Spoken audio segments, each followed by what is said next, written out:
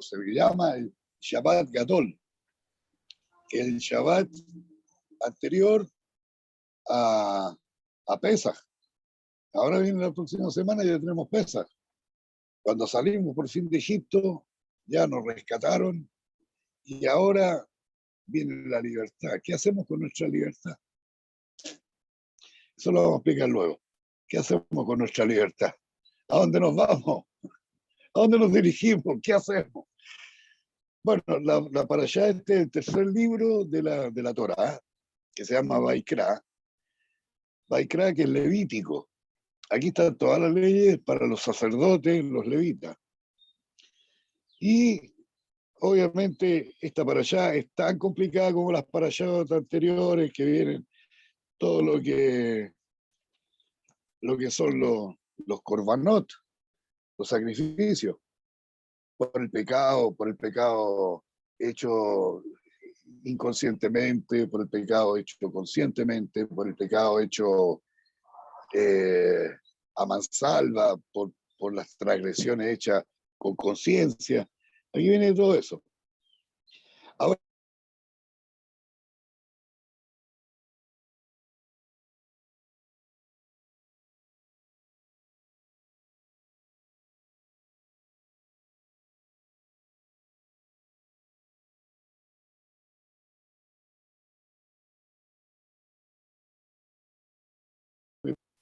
en 100%.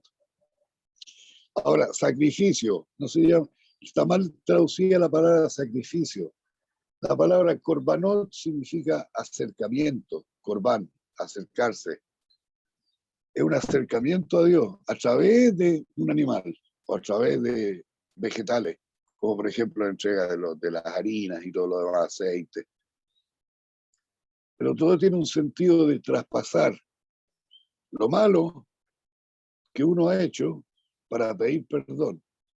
No es un sacrificio humano como los otros pueblos que sacrificaban al Dios porque se enojaba.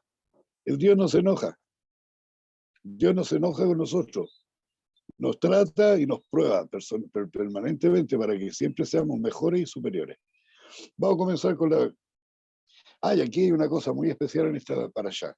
Siempre Dios se refería a Moisés y le decía, y Dios le dijo a Moisés, y Dios le dijo a Moisés, y el Creador le dijo a Moisés, y el Eterno Dios habló con Moisés. Siempre el Eterno habla con Moisés y Moisés responde. Siempre. Y en esta parashá, si nos fijamos, el que tiene una Torá en hebreo, ¿ya? La última letra, la Aleph de la Torá, es más pequeña que el resto. A propósito, ya vamos a explicar eso. Vamos a empezar con la parashá. Dice, y llamó el Eterno a Moisés y le habló desde el tabernáculo diciéndole, diles a los hijos de Israel, cuando alguno de ustedes quiera brindar una ofrenda de ganado al Eterno, la hará de vacuno o de ovino. Si fuere de vacuno, será macho, sin mancha. Así lo presentará a la entrada del tabernáculo ante el Eterno, y apoyará su mano en la cabeza del animal, que le será aceptado para la expiación, y degollará el ternero ante el Eterno y los sacerdotes hijos de Aarón. Ofrecerán la sangre que rociarán en derredor del altar que está junto a la entrada del tabernáculo. Luego desollará el holocausto, lo trozará, y encenderán los hijos de Aarón fuego sobre el altar con la leña que habrán preparado. Y pondrán los trozos con la cabeza y la grasa sobre la leña que estará prendida sobre el altar. Pero lavará con agua las entrañas y las patas, y hará quemar el sacerdote todo lo que está en el altar. Es ofrenda ígnea, Ishe, viene de Ish, de Esh, perdón, que significa fuego, de olor grato al Eterno. Y si su ofrenda fuere del rebaño, que sea carnero o macho, cabrío, lo traerá sin mancha. Y lo degollará al costado norte del altar, y los sacerdotes hijos de Aarón rociarán su sangre en derredor del altar. Y lo va a trozar con la cabeza y la grasa, y el sacerdote pondrá todo sobre los leños del fuego, y está sobre el altar, pero lavará las entrañas y las patas con agua, y el sacerdote hará quemar todo sobre el altar. Es ofrenda ígnea de olor grato al Eterno. Y después sigue si el sacrificio es fuera de aves, tiene que ser de tórtola o pichones de paloma. Después las ofrendas vegetales, harina de sémola, y verterá aceite, que será el incienso, y llevará ofrenda al sacerdote. Todo esto son las formas de hacer los korbanot. Ahora, y si ofreces una oblación de primicias, bikurim, al Eterno, presentarás la espiga madura tostada por el fuego y harás una pasta. Y vas a verter aceite sobre ella y luego le pondrás incienso de especias. Es ofrenda vegetal. Y el sacerdote hará quemar una parte de la pasta con el aceite y el incienso. Es ofrenda ígnea al Eterno. Después viene la ofrenda pacífica.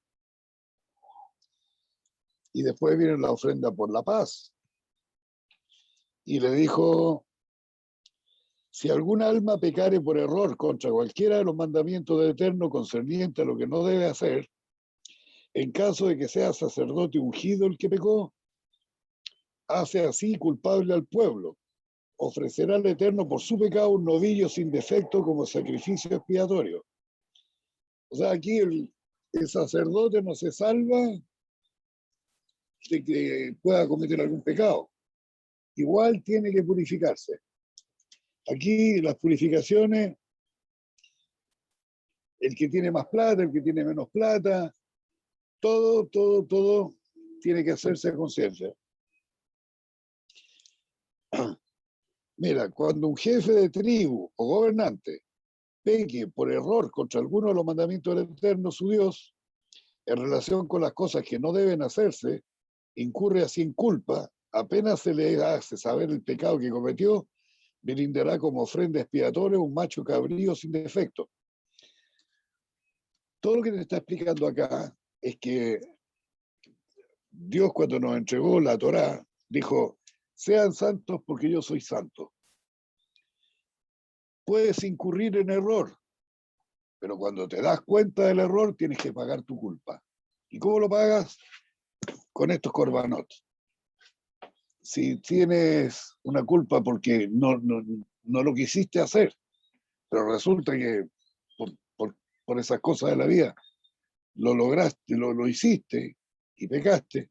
Por ejemplo, en Shabbat no se puede encender fuego. Y si alguien por casualidad, qué sé yo, llegó y sin querer, sin pensar, pum, llegó y prendió el fuego,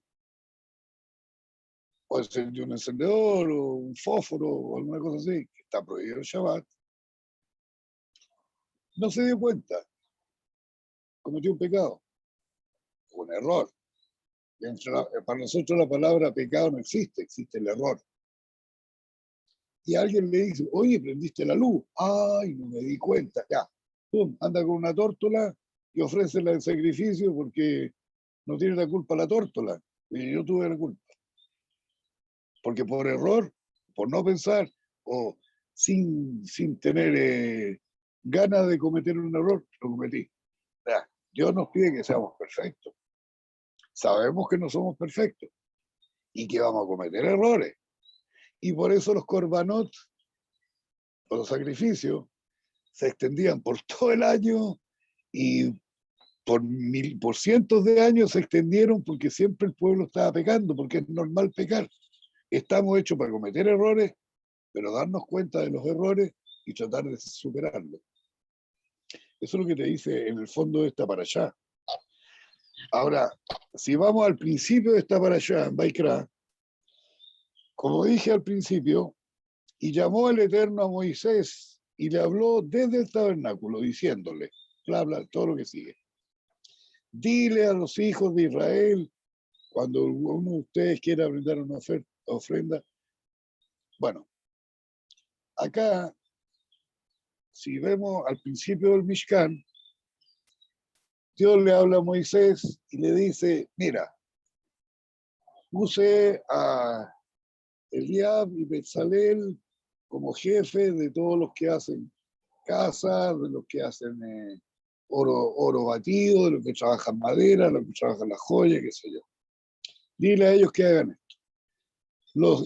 Dios lo llama a Moisés como si fuera el capataz o el gerente de una obra grande y poderosa.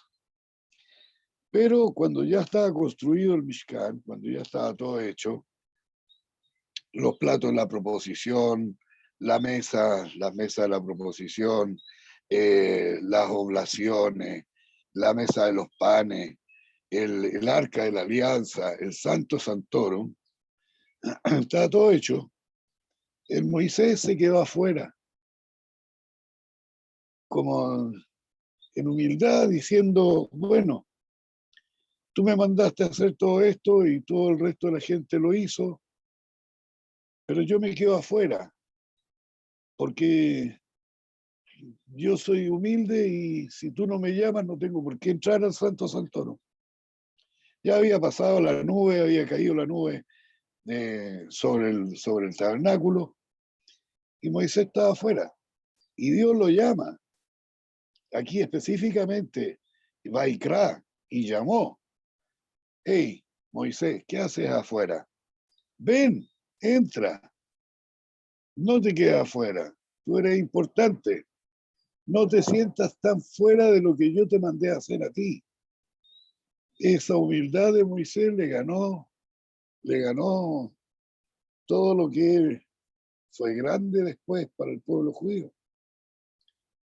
Por eso que Dios lo protegió tanto, porque esa humildad de quedarse afuera, como diciendo, esta obra no es mía, es tuya. Sí, pero a ti te estoy mandando para que tú lo hagas. Sí, pero la obra es tuya. O sea, reconocer que él no la hizo. Ahí está su humildad. Reconocer que él no la hizo. Él simplemente fue el transmisor de alguien mucho más grande y superior o de algo mucho más grande y superior que él mismo. Y eso es el porqué de esta para allá y por qué Vaikra se llama así. Y llamó, ¿quién llamó? Hashem llamó a Moisés para que entrara al tabernáculo, como diciéndole, tú no tienes por qué pedirme permiso para entrar, tú puedes entrar, porque como decía también la parashá anterior, Moisés hablaba con Dios como quien fuera, como quien habla con su amigo, de cara a cara. Pero en este caso Moisés se sintió tan humilde, dijo, esto es maravilloso, pero la obra no es mía, la obra es tuya. Y Moisés tuvo que ser llamado directamente en presencia de Hashem para conversar con él y entregarle todas las leyes que ahora se están viendo en esta parashá. Eso son los comentarios de esta parashá para el día de hoy, porque si sigo leyendo,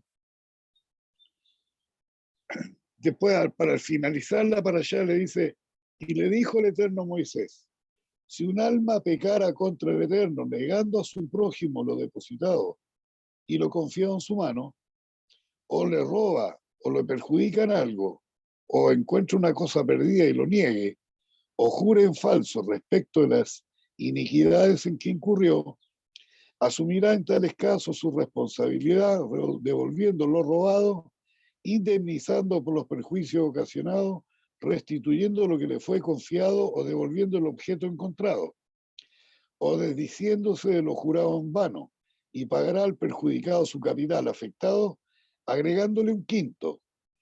A quien le perteneciere se le dará tal indemnización el día de la ofrenda por el pecado cometido. Y para el sacrificio de culpa traerá el pecador al Eterno un carnero sin defecto con su valuación al sacerdote, y el sacerdote hará expiación por él ante el Eterno. De tal modo se le perdonará al pecador cualquiera de tales transgresiones en que haya incurrido. Un ejemplo simple. Una persona va con un billete, o sea, va a comprar, y tú ves que del bolsillo se le cae una luca. ¿Qué hace la gente? Normalmente deja que se vaya la señora Se agacha, recoge la luca. ¿Qué hace una persona honesta? Recoge la luca. Señora, se le cayó esto. Es mucho más honorable que guardarse la luca.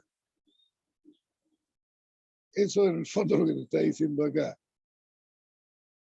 En el fondo te lo estás robando. Y si la persona que tenía esa luca era la única luca que tenía y era su salvación entre comerse un pan o movilizarse o irse a pata o no comer, si era lo único que tenía en el bolsillo y se le cae, le está haciendo un daño. Por eso, todo lo que dice la Torá son cosas y relaciones absolutamente para que el ser humano se comporte de una manera honorable con otros semejantes. Así es. El semejante es igual a ti, por eso se llama semejante. Porque es igual a ti. Y si a ti te hubiera pasado, ¿qué hubieras dicho? Pucha, se me cayó una luca, la voy a ir a buscar. Esa luca ya no está, la perdiste. Ahora, si tú te encuentras una luca y no viste a la persona que se le cayó y te la encontraste, es tuya. No andar buscando por todo Santiago o por todo el mundo a entregar la luca a alguien que no supiste nunca qué fue. Ya, esa es otra cosa, esa luca es tuya. Pero si tuviste quién la perdió, anda y devuélvelo. Es mejor quedar con la mente en paz y tranquilo. Esa es mi conclusión de la parashá de hoy. ¿Comentarios? ¿Preguntas? Oye, Julio, Sí, acerca de la Aleph, que sale más chica, ¿qué significa? Al final de la la, frase. humil- la humildad, la humildad de Moisés. Él no quería aparecer, él no quería aparecer. Entonces la Aleph es tan chica que como que él humildemente no quería aparecer. Está escrito así a propósito. Todas las letras de la Torá que están escritas en un solo tamaño. Pero Claro. justamente esa Aleph está escrita en más pequeño porque Moisés no quería aparecer, se sentía humilde. Espérate, voy a abrir y vengo a decir.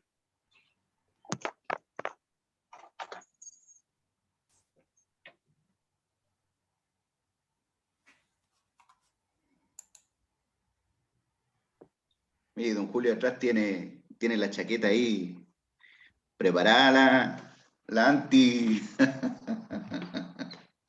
la anticorte, antibala, anti todo. Esta te la mandaron de Israel, especialmente para él, ¿viste? No, esas son las que dan ahí donde trabaja.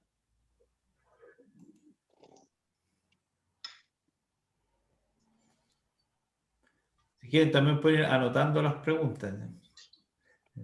Porque es llamativa que esta parcial se llama, y lo llamó, porque es de puras leyes de los sacerdotes. Pero pareciera que lo más importante es el acto de Moisés de la humildad. Fíjense que hay ciertas parcias que los nombres son bien especiales. Por ejemplo, la de Yitro, ¿se acuerdan? Yitro, porque se llama... Hay una serie de sucesos importantes Ya, en la Torá, he vuelto.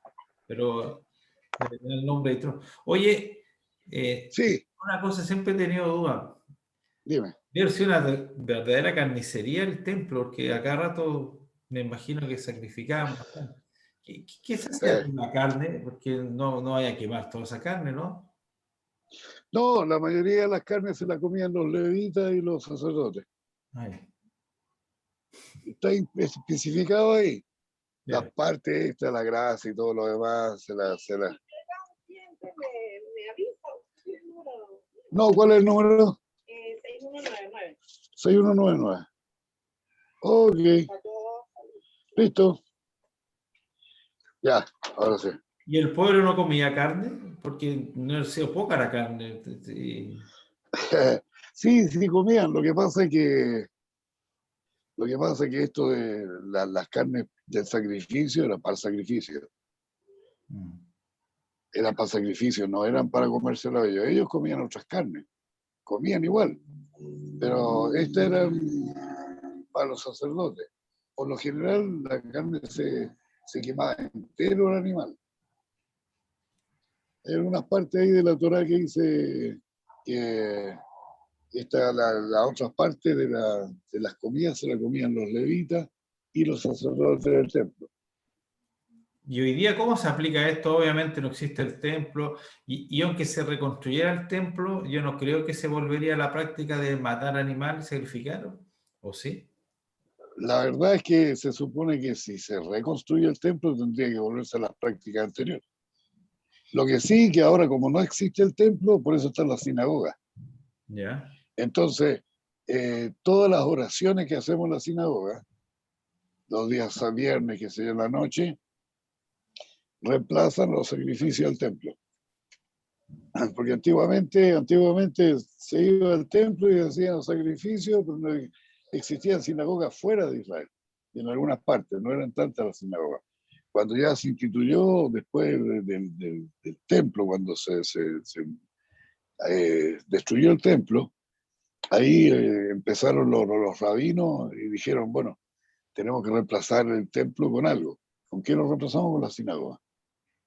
Entonces, tú te fijas, después de la época del año 70, cuando se destruyó el templo, empiezan a proliferar sinagogas en Grecia, en Roma, en, qué sé yo, en Asia Menor.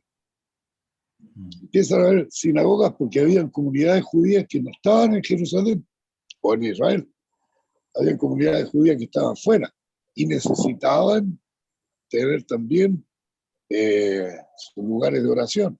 Por eso fueron las sinagogas. Acá Javier pregunta, dice, bueno, don Julio, quizás se refiere, hay errores conscientes y errores inconscientes. Debe ser por lo... Así es. Claro, ¿no? No hay errores en la Torá.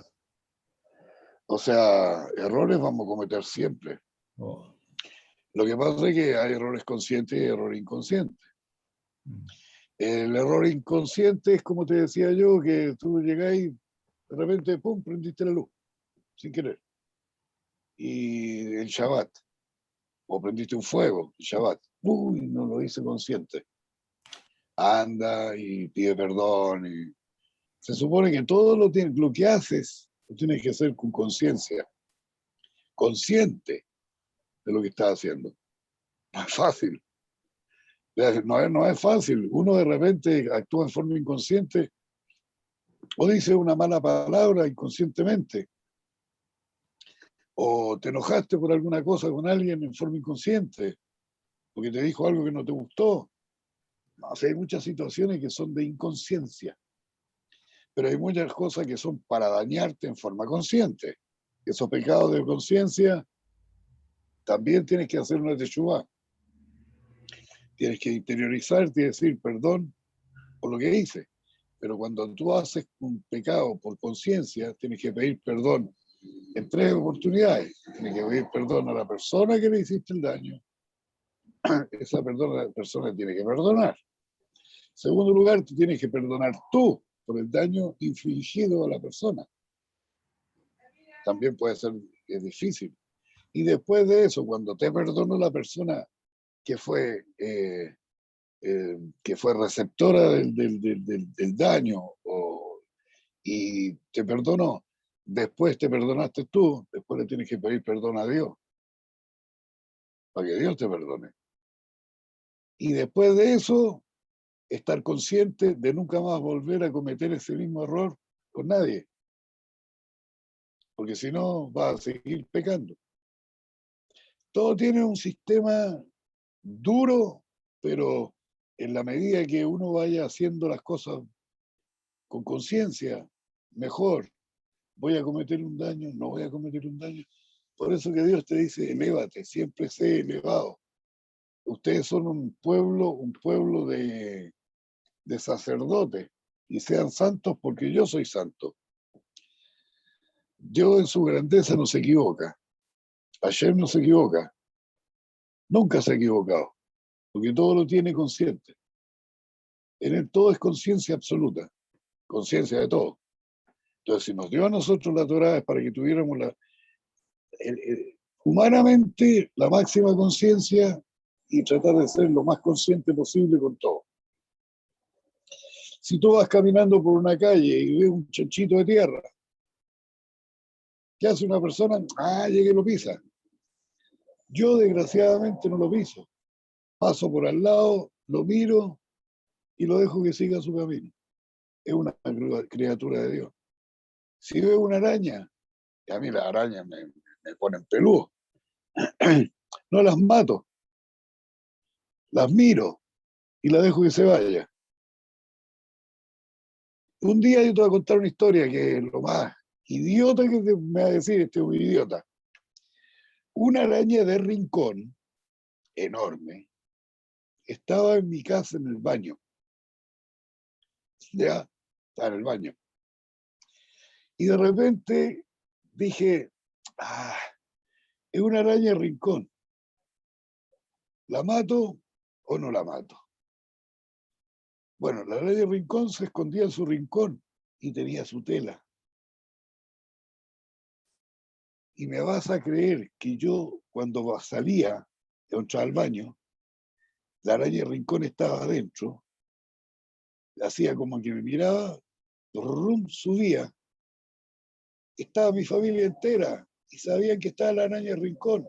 ¿Tú crees que esa araña en algún minuto nos hizo algo? Nada. Hasta que murió de muerte natural. Pero es una araña de rincón. Para que te des cuenta de lo que significa la conciencia, lo que es la vida de otro ser que está en el universo. Esa conciencia, que aunque te parezca estúpido, te parezca ridículo, no matar una araña de rincón, la araña no me hizo nunca nada, ni se me acercó. Y estábamos a 10 centímetros de distancia. Y yo sabía que ella estaba ahí y ella sabía que yo estaba ahí y sabía que no le iba a hacer daño. Ni ella me hizo daño. Entonces, el mundo se comporta bien contigo cuando tú te comportas bien con el mundo. A eso se tiende con la Torá.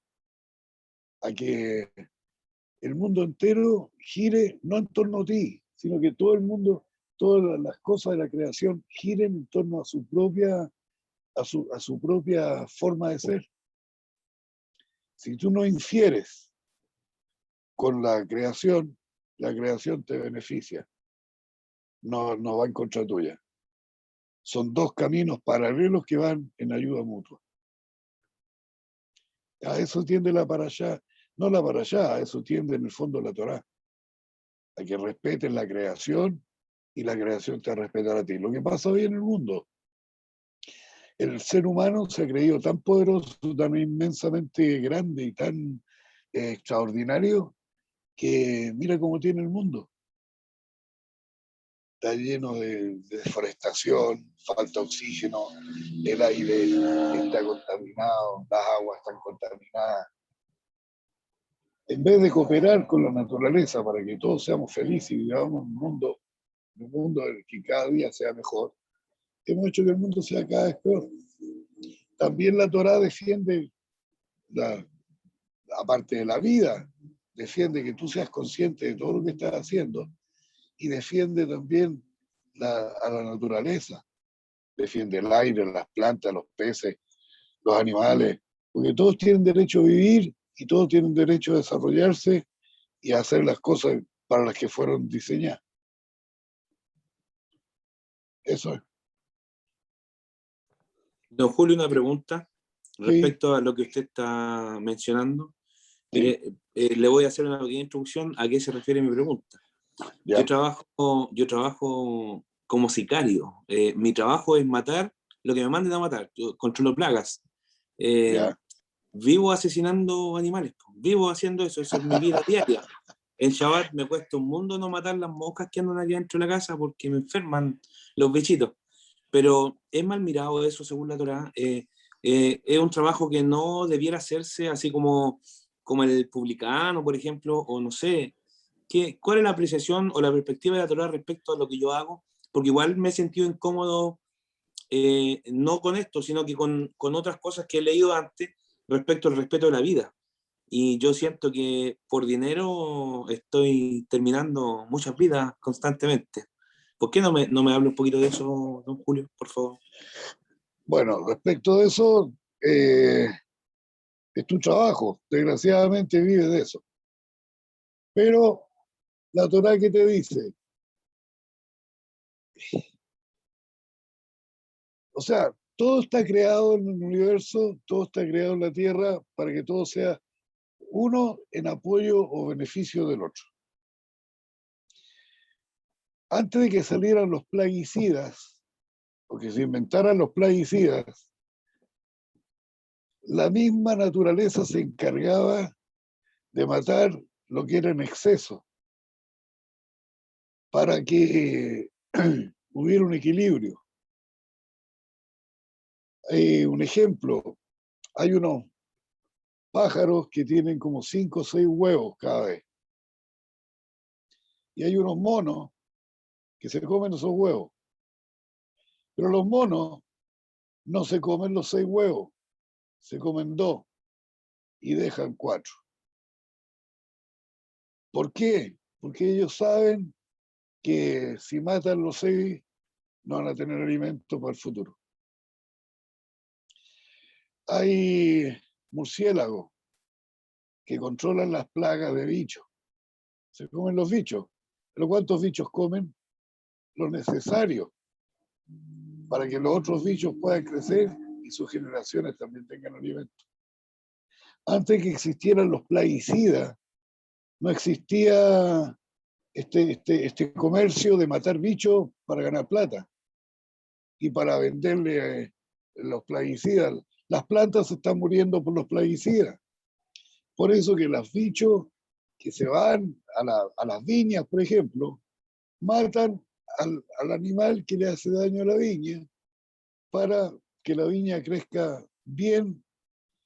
Toda la naturaleza está hecha así, está hecha perfecta. El ser humano el que, como decía anteriormente, el ser humano el que ha hecho que el mundo sea peor.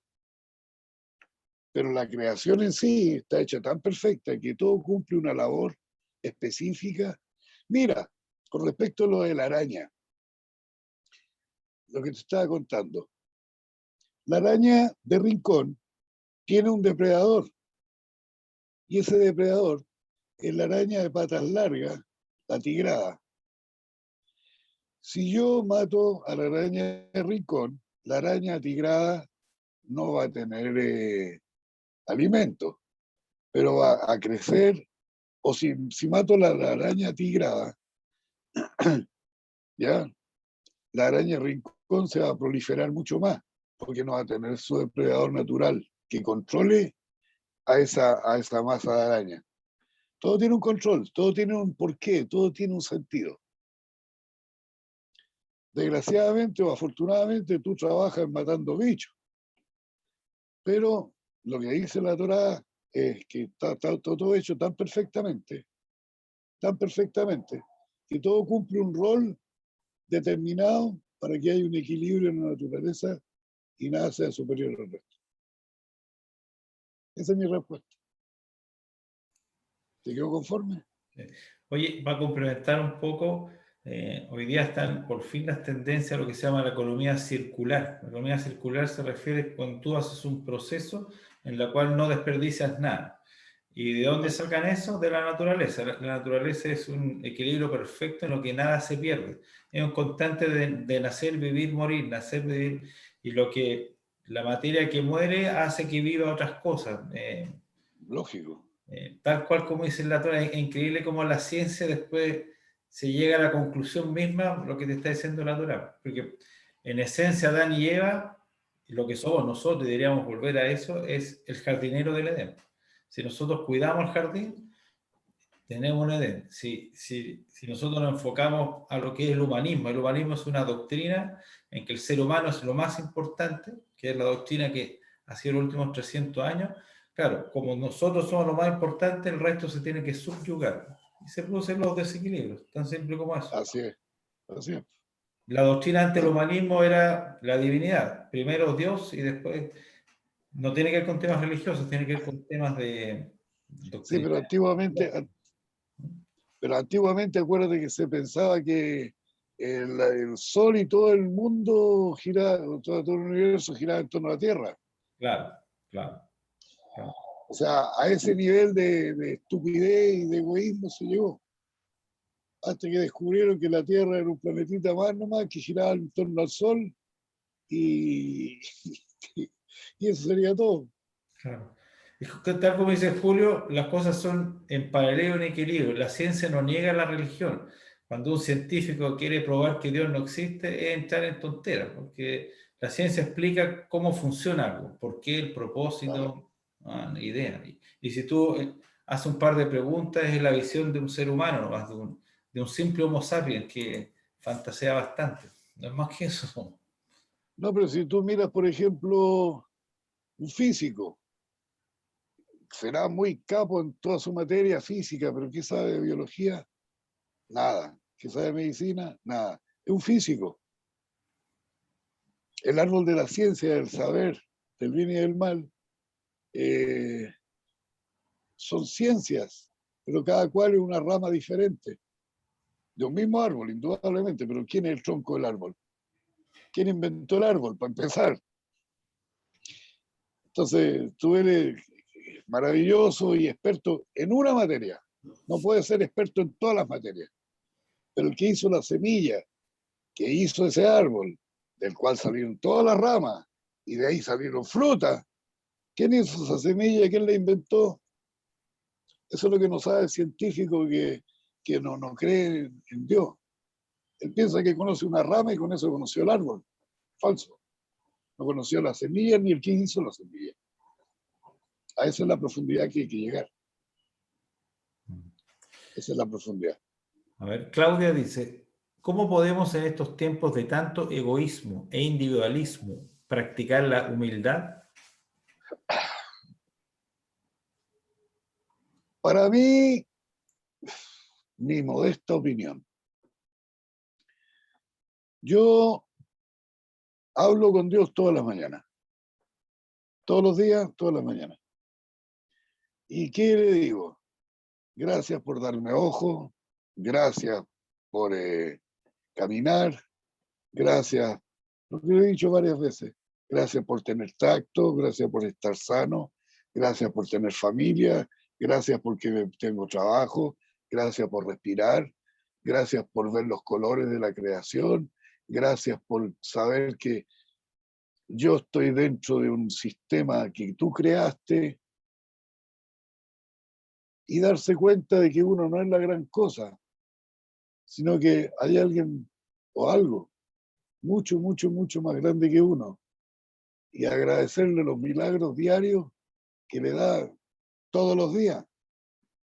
Si tengo un bebé, gracias a Dios, porque de una semilla se creó este bebé que tiene una vida propia, que va a crecer, que va a tener una vida con dificultades o sin dificultades, es otra cosa. Pero la humildad no es sentirse superior al resto. La humildad es ser humilde con el Creador y darse cuenta que uno no es nada sin el Creador. Nada, nada, nada, nada. Con el Creador uno es todo. Sin el Creador uno es absolutamente nada. Menos que un pedazo de piedra tirado o una basura tirada en el suelo. Menos que eso. Pero con el Creador puede llegar a ser el rey del universo. Pero si te das cuenta de que hay un creador contigo, ganaste mucho. Y agradecerle todos los días y pensando todos los días. Como dije anteriormente en alguna oportunidad, a Dios no se llega con la fe ciega. Al creador se llega pensándolo, meditándolo, analizándolo, raciocinándolo, siendo con raciocinio mental. Ahí se llega a tener fe. Si no, la fe no te la puede dar otra persona porque yo te digo que crea esto. Y cuando tú tienes fe, te vas a dar cuenta de algo maravilloso. Tú vas a estar feliz. Porque la felicidad no es algo tan efímero como un jugador de fútbol que metió un gol, se alegró y después sigue jugando porque se le acabó la alegría. No, esta es una cosa que te obliga a estar profundizando cada vez más dentro de ti, y al estar profundizando dentro de ti para encontrar tu propia chispa, tu propia alma, te vas encontrando con la grandeza de Hashem. Así se llega a ser humilde. Ser humilde no es tirarse al suelo y Señor, sálvame, Señor. Dios no te escucha, se ríete. Llega a Él de otra manera. Llega a Él pensando que sí, todo lo que está fuera de ti está creado por Él, igual que te creó a ti. Eso. Ok. Javier dice, dicen que la vida es como un espejo. Si tú le sonríes, la vida te sonríe, independiente de lo que pase afuera. Es como uno está adentro de lo que determina lo de afuera. Claro, Claro. claro. Tan simple como eso. Si tú te miras a un espejo y estás ahí con cara de enojado, el espejo te mira enojado. Si tú estás en el espejo y estás feliz, contento, el espejo está feliz. Lo que tú le das a la vida te lo entrega 10 veces más. Si tú le entregas enojo, rabia, malestar, la vida te entrega el enojo, rabia y malestar. Si tú le entregas a la vida alegría, maravillarse con todo lo que hay, la vida te hace maravillarte con todo lo que tienes y con todo lo que hay también. Es un espejo. Sí. Sí. Por eso es mejor verse bonito que verse feo.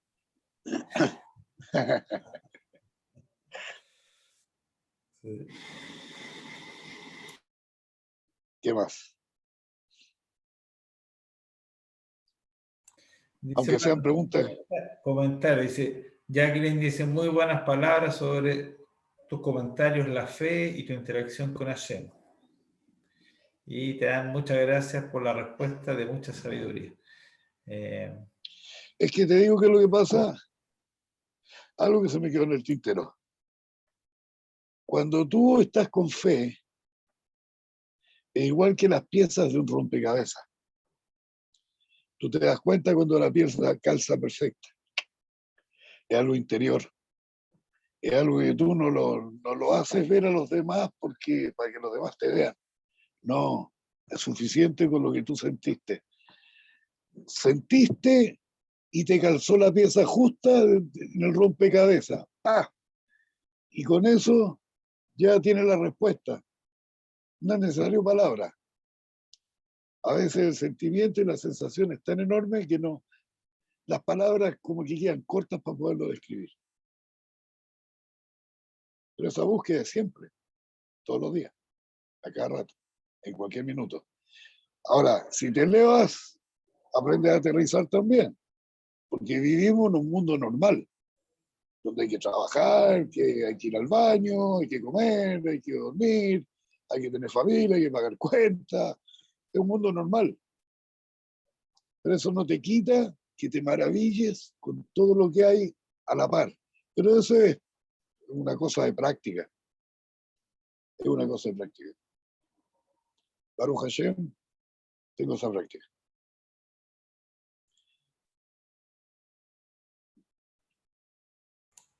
No sé si alguien tiene un comentario más o algo que decir.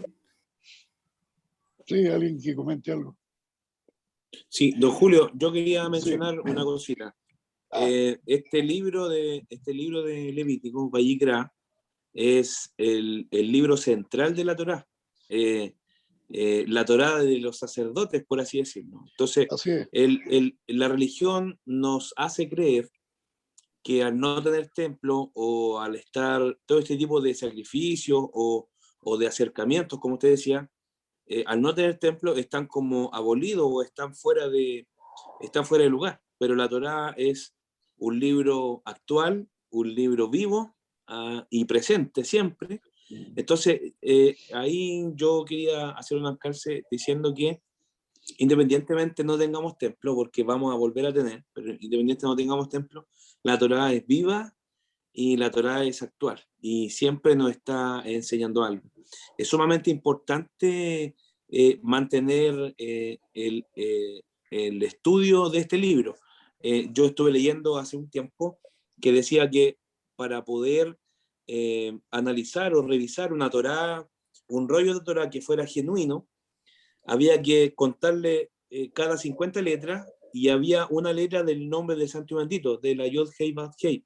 Bereshit y Shemot avanzaban hacia adelante y Vaikra y Devarim, Devarim y Bamidbar avanzan hacia atrás. Y entre los cuatro apuntan hacia el libro de Vaikra, que vendría siendo el principal libro de la Torá, que nos habla de las fiestas, de todas las fiestas, el que hace el detalle de las fiestas y de los sacrificios y de los sacerdotes.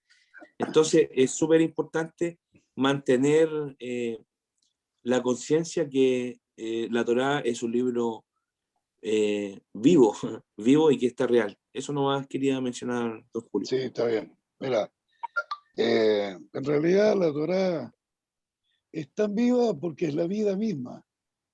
Todo lo que dice la Torá no te habla de una divinidad exterior, ni te habla de nada que sea fuera de lo normal, porque te habla de la vida misma. Te habla de Coraj, por ejemplo, que se opuso a Moisés. Te habla de Yitro, que era el suegro de Moisés. Te habla de Moisés. Te habla de Aarón. Te habla de los hijos de Aarón que murieron en otra para allá, que murieron porque entraron en un fuego extraño que no conocía, que no había sido permitido. Mira, si ves la Torá, está llena de errores, pecados, traiciones, guerra, batalla. Sí, es la vida misma.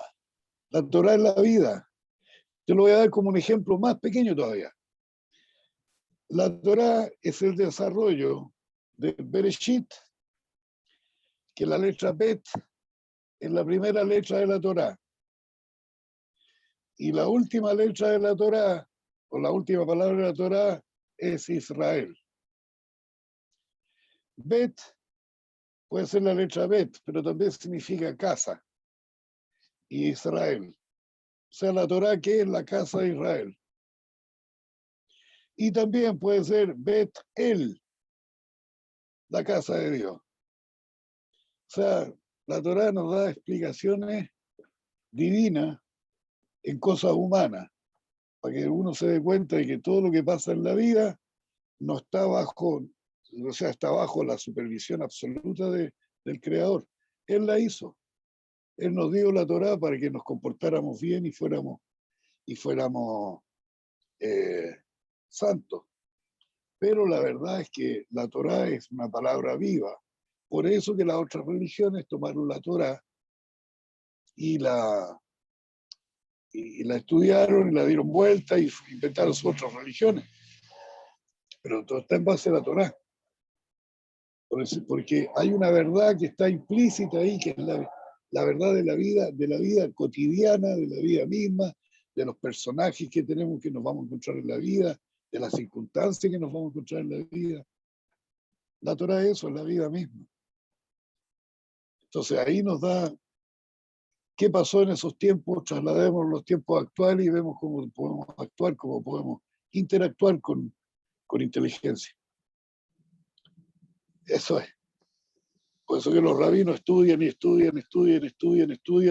Entonces, lo que pasó hace 4.000 años atrás, lo trasladan para el lado de acá, para este tiempo, y se dan cuenta de que hace 4.000 años atrás la gente hacía las mismas cosas que ahora. Pero ahí está la respuesta.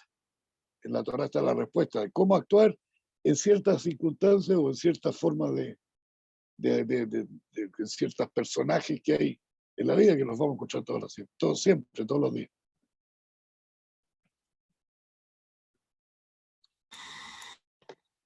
¿Puedo hacer un comentario en relación a lo que está diciendo don Julio? Sí. Es de una persona que decía, oye, ¿sabe qué?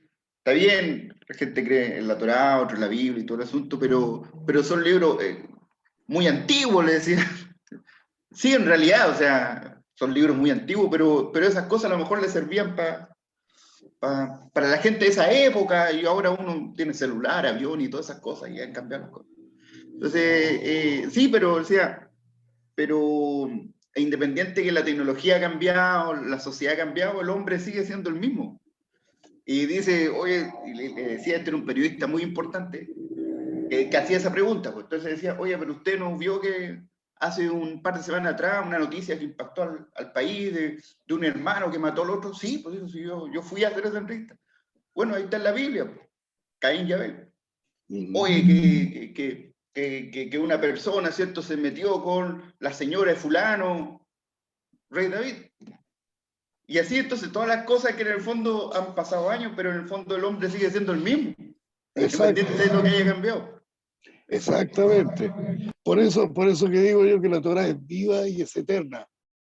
Porque el ser humano no ha cambiado. Cambia la tecnología, pero el ser humano sigue siendo el mismo. Igual. Entonces, oye, en la Torá dice, en una parashá dice ahí, no te metas con tu pariente. ¿Y cuánta gente hay que no se mete con la hija? O se violan al hijo, o se mete con la tía, o se acuesta con la cuñada. No lo dice la Torá y que está prohibido. Entonces, ¿en qué cambió? Por eso que es viva, es eterna, porque el ser humano no ha cambiado, sigue siendo el mismo básico humano de siempre.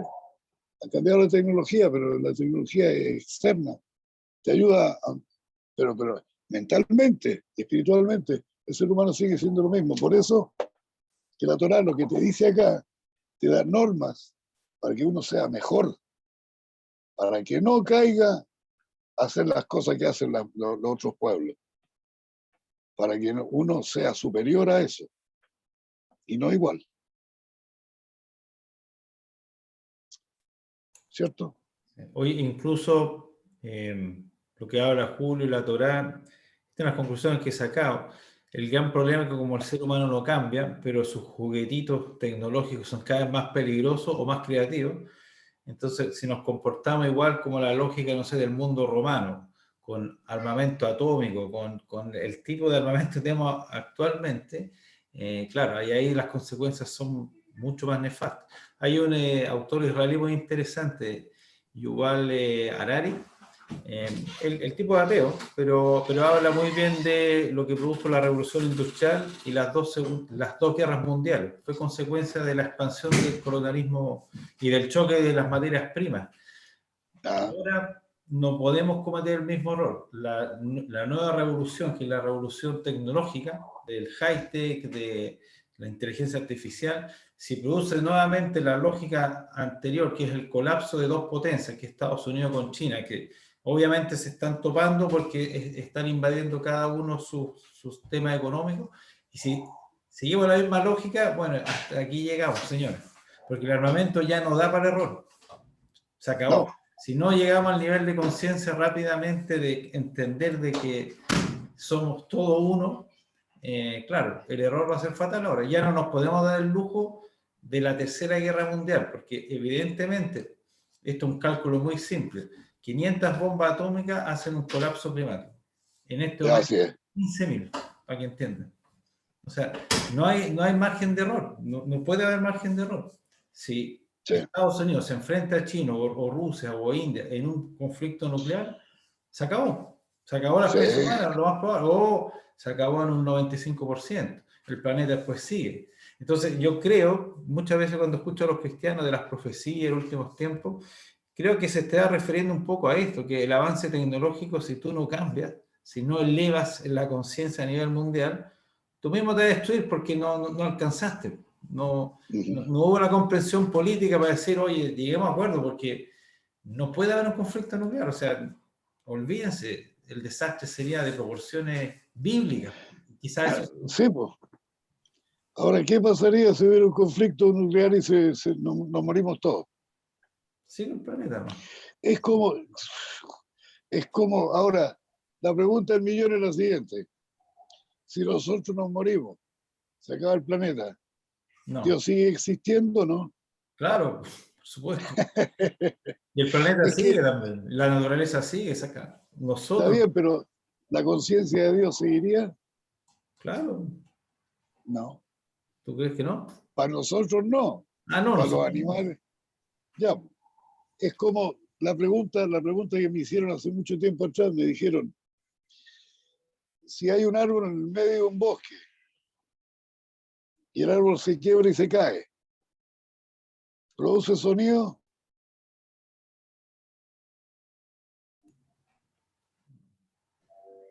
Te hago la pregunta. Si está un árbol en el medio de un bosque ¿Ya? y el árbol está viejo, y de repente llega el árbol, se quiebra y se cae, ¿produce sonido, no? Sí, ¿no? ¿Cierto que sí? Pero tú Claro, no lo escuchaste. claro. Esto es lo mismo con la naturaleza y con Dios. Dios está metido en el medio del universo. Él emite sonido.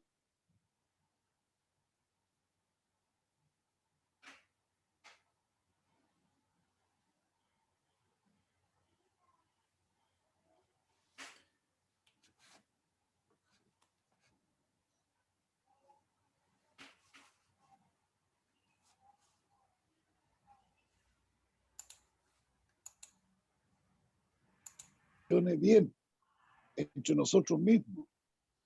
La Torá no es solamente que está escrita por, escribamos la Torá. No, el sentido de la Torá es justamente ese, para que el mundo no se destruya, nosotros no nos destruyamos.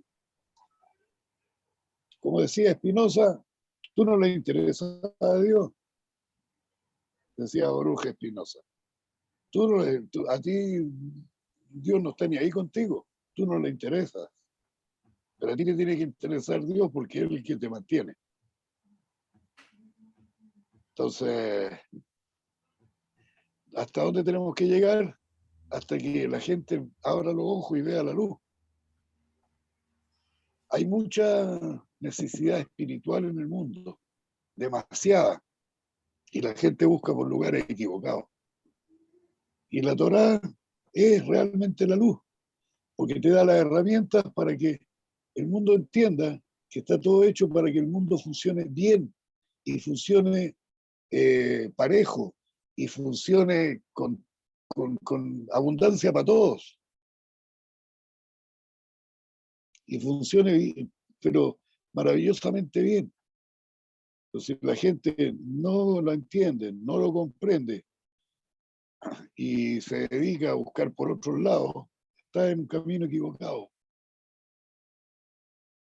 Esa es la Torá, es la vida misma, pero te dan normativas para que tu vida sea perfecta, sea buena, sea contenta, sea alegre, sea feliz, sea una vida llena de significado y de motivo para seguirla viviendo. Está todo regulado, todo.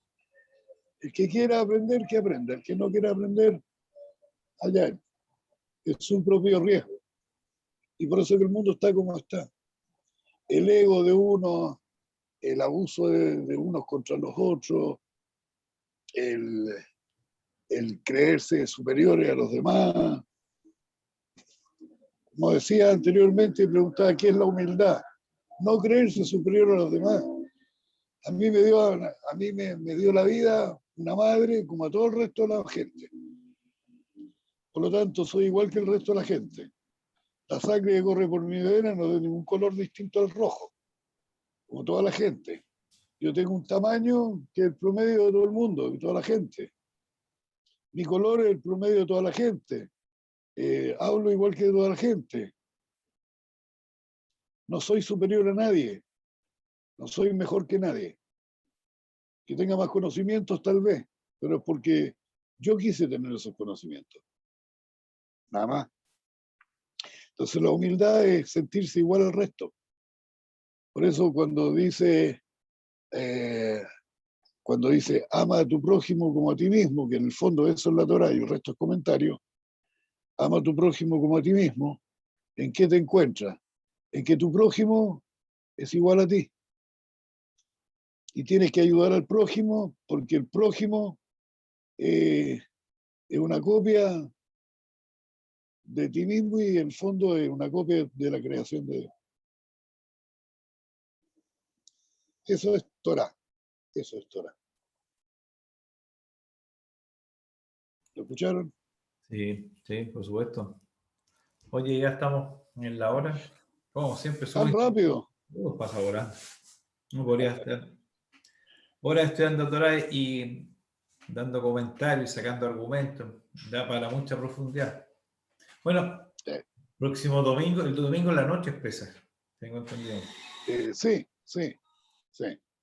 Así que hay que procurarse comer matzá.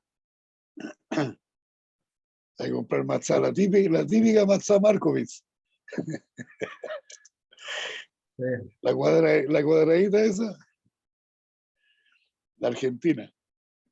Así que a ver si esta semana puedo ir a comprar matzá en alguna parte. Sí, porque como los jumbos generalmente lo venden. Sí. Sí. Ya, porque tengan Bueno, buenas. ojalá que la clase haya estado. No, Ojalá que la clase haya estado buena esta semana, que hayan aprendido algo y todos los días yo aprendo algo nuevo. Y las preguntas me hacen pensar y me hacen responder y me hacen aprender también. Eso también es Torah.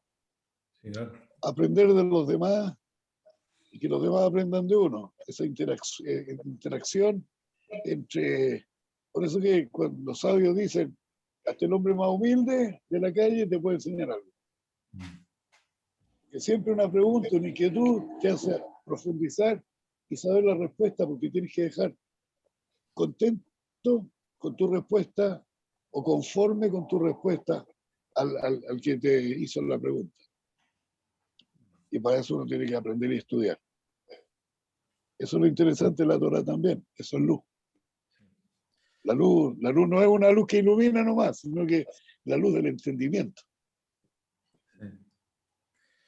Bueno, como decía, voy a ir cerrando la próxima semana espesas. Voy a ir mandando artículos para que aprendan. El mundo está muy amenazado por perder la libertad, sobre todo en nuestro país. O sea, hay una amenaza fuerte de movimientos políticos que quitan la libertad al ser humano, así que es el momento de empiecen a comprender lo que es la libertad y luchar por ella. No puede quedarse brazos cruzados, sálvame Dios, porque ponte a pelear. No. Ponte a pelear y ponte a hacer acción. Sí. Si nosotros caemos en un régimen, por estoy hablando por Daniel Jadot y el comunismo, también va a ser por nuestra inacción. Entonces, vayan tomando conciencia y que no me importa, bueno.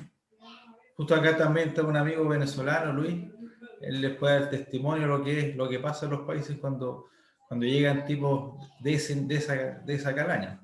No son un problema para los judíos. No ha parado de atacarnos nosotros, pero ahora viene por Chile. Sí. Y ojalá que yo digo, Dios, por favor, que venga un Maúl, que venga ¿cómo se llama esto? Una inundación gigantesca y mate a todos estos desgraciados. Pero no me escuchan. Ni una gota de agua cayó todavía. Tiene que venir, don Julio, tiene que venir un buen controlador de plaga para eliminar todas esas ratas. Ahí está tu pega. ¿Viste? No es contra la naturaleza, tienes que actuar contra esas plagas. Claro, la peor plaga. Sí. Bueno, que estés súper bien, buena semana. Igualmente. Nos veremos. Shavuot, cuídense. Bueno, chao.